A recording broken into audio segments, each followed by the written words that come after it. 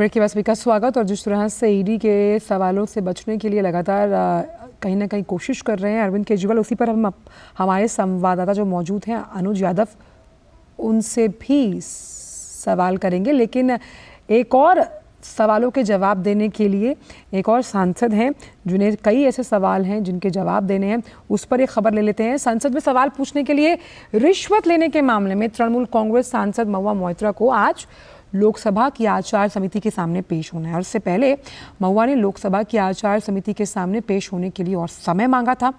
Cash for query case में लगे आरोपों पर महुआ को 31 अक्टूबर को पेश होने के लिए बुलाया गया था। सांसद महुआ मोइत्रा पर गिफ्ट और पैसे के बदले संसद में सवाल पूछने का आरोप है।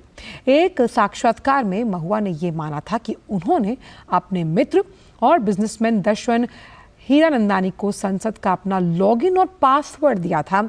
हालांकि उन्होंने इस बात से इनकार किया कि उन्होंने कैश या महंगे तोहफे लिए।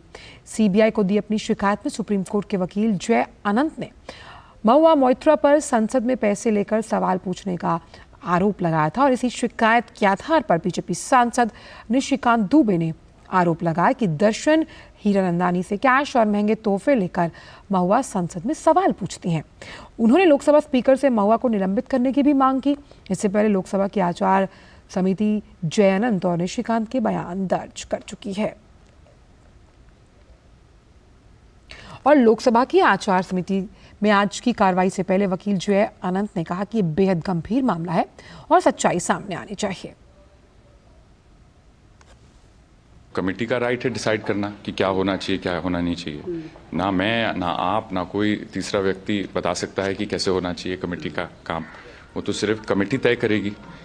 तो उसमें मेरी तो कोई टिप्पणी नहीं है उस पर। खुश और ना खुश होने का कोई सवाल नहीं है। ये मामला बहुत गंभीर है, सीरियस इशू है। और मैं केवल यही, मेरी विनती यही है कि सच बाहर निकलना चाहिए। इसके बियॉन्ड मैं ना कुछ चाहता हूँ, ना मेरी कोई एक्सपेक्टेशन है। और इस पर ज्यादा जानकारी के लिए अपने संवाददाता से भी बात करेंगे, लेकिन फिलहाल वक्त की थोड़ी सी ब्रेक का है।